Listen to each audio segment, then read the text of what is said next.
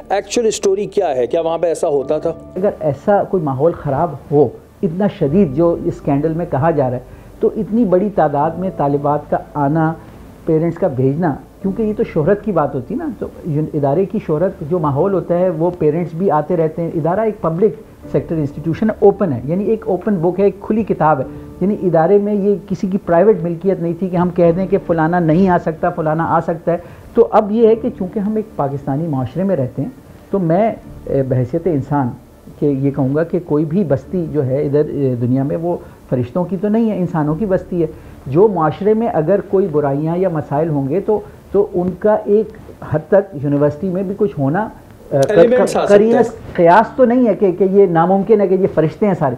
अलबत्ता जो माहौल यूनिवर्सिटी में था, हमारी यूनिवर्सिटी में कोई ऐसी प्रैक्टिसेस कोई सपोर्टेड वाइड स्प्रेड नहीं थी, बल्कि माहौल की लोग गवाही देते हैं कि वहाँ एक अच्छा माहौल था जो लड़कियों के पढ़ने के लिए, तालिबात के पढ़ने के लिए वहाँ पे उनको हर तरह की प्रोटेक्शन हासिल थी। इस तरह की रिपोर्ट हुई थी हरासमेंट के हवाले से? हमारे यहाँ चूँकि हम एक सरकारी इदारा हैं तो एंटी सेक्सुअल हरासमेंट यानी सेक्सुअल हरासमेंट के रोकथाम की पॉलिसीज़ और कवानीन भी हैं और पॉलिसीज़ भी हैं हायर एजुकेशन में, वो पूरी तरह इम्प्लीमेंटेड थी। और पिछले 5 साल में कमेटी के पास 12 शिकायत आई थी, जिन 12 में से 7 में पता चला कि वो शिकायत जो थी वो ठीक नहीं थी।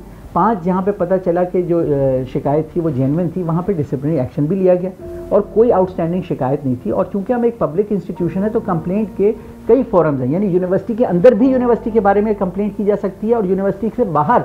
और मैं ये कहना चाहता हूँ कि कोई कंप्लेंट रिकॉर्ड पे नहीं है। यानी इस पूरे स्कैंडल की जो ख़ास बात है जो उछाली गई, जो जिसमें हमारे बच्चियों की नेकनामी और शोहरत को बदनाम किया गया कि हज़ारों के तौर पे वीडियोज़ हैं 5500 शुरू में, जिनका पता चला कि कोई वजूद ही नहीं है और ये एक मफरूज़ा और एक तख़य्युलाती जहन ने अपने तौर पे प्रोपेगेंडा करने के लिए, बदनाम करने के लिए यूनिवर्सिटी को बनाया। कह रहे हैं कि जी IB की रिपोर्ट गर्दिश कर रही है कि जी 2 साल पहले वो रिपोर्ट बनाई गई थी कि यूनिवर्सिटी में इन तमाम चीज़ों का इस्तेमाल हो रहा है, उसका कुछ आपको नॉलेज है? ये सोशल मीडिया की मैं बात बता रहा हूं। जी, ऐसी एक रिपोर्ट मेरे जहन से भी गुजरी है जिस पे ये कहा जा रहा है कि वो सन 2021 की रिपोर्ट है। अच्छा, पहली बात यह है कि अगर उस रिपोर्ट का मुतालिया करें, बहुत लंबी तवील रिपोर्ट नहीं है, लेकिन उसमें यूनिवर्सिटी के 2 अफराद का, जो कि ये अफराद नहीं हैं, 2 अफराद का नाम आया है। इसके अलावा उस रिपोर्ट में तकरीबन कोई 100 और अफराद का नाम है जिनका यूनिवर्सिटी से कोई ताल्लुक़ नहीं है। वो पुलिस के अफसरान हैं, वो दूसरे गवर्नमेंट के महकमों के अफसरान हैं, रिटायर्ड पुलिस के अफसरान हैं, वो मीडिया के मेंबरान हैं और वो दीगर अफराद हैं माशरे के, और उसका यूनिवर्सिटी से कोई ताल्लुक़ नहीं है। उस रिपोर्ट में भी ऐसा कुछ नहीं कहा गया कि इस्लामिया यूनिवर्सिटी बहावलपुर में ऐसा कुछ हो रहा है, बल्कि उसमें जिन जगहों की निशानदेही की गई है उस रिपोर्ट में, उनका यूनिवर्सिटी से ताल्लुक़ नहीं है, बल्कि वो अमीर लोगों की अय्याश गाहें हैं जो किसी दूसरे इलाकों में वाक़ हैं, जिनका यूनिवर्सिटी से कोई लेना देना नहीं। तो सर ये फिर ये प्रोपेगेंडा किया क्यों जा रहा है? क्यों ख़ास तौर पे ये कहा जा रहा है कि जी वाइस चांसलर जो हैं वो खामोश थे, वाइस चांसलर की नॉलेज में था? अच्छा, अब ये इसमें कुछ तो है मफरूज़े, लेकिन जो शवाहिद और हक़ाइक़ हैं वो इशारा करते हैं कि जो किरदार सामने आए हैं ये कहानी के मुकम्मल किरदार नहीं है मेरे नज़दीक। क्योंकि मेरे नज़दीक जब से ये मामला शुरू हुआ, ये आज से कोई 1.25 महीने पहले शुरू हुआ था। बकरीद से 2-3 दिन पहले हमारे एक प्रोफेसर साहब को आइस डाल कर ज़बरदस्ती अरेस्ट किया गया था, वहाँ से ये मामला शुरू हुआ था। और उसके बाद हमारा जो चीफ़ सिक्योरिटी ऑफिसर है, कोई 12-14 दिन पहले उसको गिरफ़्तार किया गया था, आइस के नाम पे किया गया और साथ में वीडियोज़ का एक गोगा छोड़ा गया। तो ये वक्त को इंसाइट कर रहा है मेरा जो टेन्योर वहाँ पूरा हो रहा है। वहाँ मैंने 4 साल जो पूरे किए, जिसके अंदर जो कारकर्दगी है, जिसमें नो डाउट बिल्कुल आपने जो सब लोग हमने देखा भी है, एक बड़ी तरक्की हुई थी जो बात है। और कभी इम्कान था कि मुझे एक्सटेंशन भी दे दी जाती, यानी कि यूनिवर्सिटी का चार्ज भी मुझे दे दिया जाता कि अभी फ़िलहाल आप ही संभालें, क्योंकि इतना बड़ा इदारा है, आपने बहुत अच्छा काम किया, इसको कंटिन्यू करें। और जब रेगुलर तैनाती होगी उसमें भी एक फ्रंट रनर के तौर पे। बहरहाल ये तो चीज़ें कमेटी ने फैसला करना है, मैं अपने आप को कोई चीज़ डिक्लेयर नहीं कर सकता। लेकिन कभी ख्याल ये था कि अगर परफॉर्मेंस के ऊपर ये चीज़ की जाएगी तो ये जो डॉक्टर अतहर महबूब हैं ये पूरी तरह हकदार होंगे। तो इसमें एक प्रोफेशनल जेलसी का भी एलिमेंट है कि बहुत सारे लोग प्रोफेशनली हो सकता है जेलस हों। इसमें थोड़ा सा ज़ाहिर है जो लोग एकदम एक्टिव हुए और जो लोग एकदम इस चीज़ की तरफ आए कि हाँ भाई ये वाक़या कुछ सच्चा हो सकता है, वो जो चीफ सिक्योरिटी ऑफिसर है उनके बयान पर है। आप क्या समझते हैं फिर वो ऐसा बयान क्यों दे रहे हैं? वो बयान उनसे धोखे से ज़बरदस्ती लिया गया कि अगर वो इस तरह का बयान देंगे तो उनके साथ मुकदमा भी नहीं दर्ज किया जाएगा और उनको छोड़ दिया जाएगा। तो वो बयान पुलिस कस्टडी का बयान है और वो लीक करना खुद एक गैर कानूनी चीज़ है।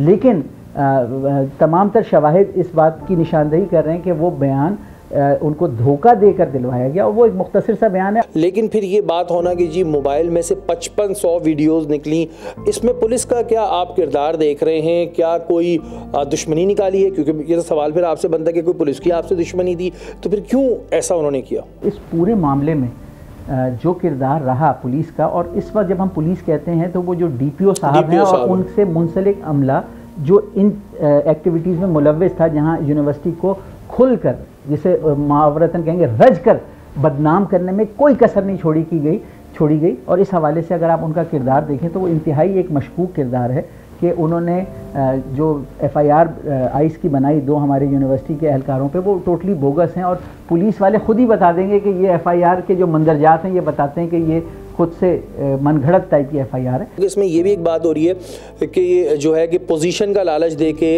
या फिर जो उनकी CCTV होती थी, जो सिक्योरिटी ऑफिसर थे वो CCTV दिखा के ब्लैकमेल किया करते थे और फिर लड़कियों के साथ इस तरह की नाजेबा वीडियोस बनाया करते थे।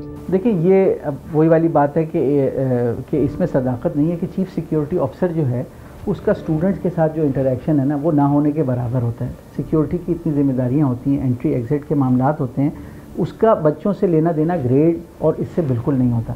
ठीक है, वो टीचर्स के साथ बच्चों का इंटरेक्शन होता है अपने ग्रेड्स के हवाले से। ये कहानी शुरू हुई थी एहसान जट नाम के बंदे से। ये एहसान जट कौन है? क्या ये यूनिवर्सिटी का स्टूडेंट था? है? इससे कहानी शुरू हुई?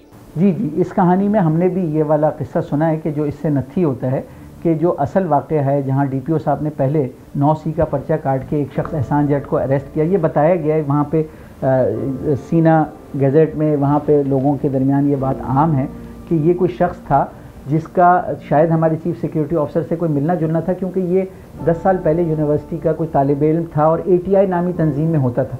तो उस हवाले से जो हमारे चीफ सिक्योरिटी ऑफिसर हैं वो पुरानी तलबा तंजीमों के जो लीडर्स होते हैं उनके साथ सलाम दुआ इसलिए रखते हैं कि उनके ख्यालात से आगाह रहें, क्योंकि ये तलबा तंजीमें एक ज़माने तक यूनिवर्सिटी के अंदर हालात ख़राब कर देती थी।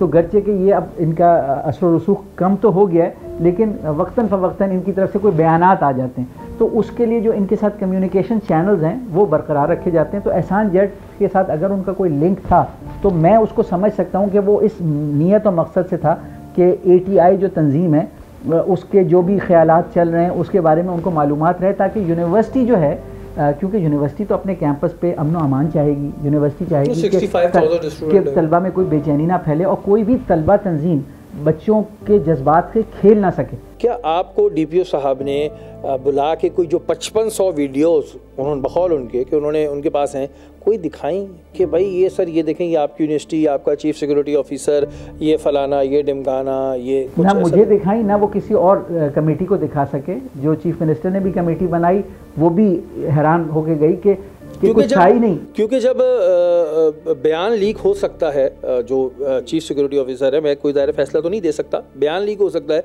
तो वीडियोस भी लीक हो सकती है फेसबुक करके। बिल्कुल। अच्छा, जो मैं अब तक वीडियोस देख रहा हूँ वो दूसरी जगहों की हैं, जो लोग लिंक्स बता रहे हैं और वो आपस में ग्रुप में शेयर हो रही हैं। इसलिए सवाल मैं इसलिए कर रहा हूँ क्योंकि दायरा वाइस चांसलर थे, तो आपको कुछ बुला के दिखाया गया कि देखें जी डॉक्टर साहब क्या हो रहा है आपकी यूनिवर्सिटी में? नहीं, ऐसा कुछ भी नहीं, कोई ना कोई कंप्लेनेंट सामने लाए कि किसके साथ ज्यादती हो रही है। अच्छा, नाम भी ना बताएं लेकिन कहें कि इतने कंप्लेनेंट्स हैं, कोई कंप्लेनेंट एग्जिस्ट ही नहीं करता और ना ही कोई वीडियो एग्जिस्ट करती।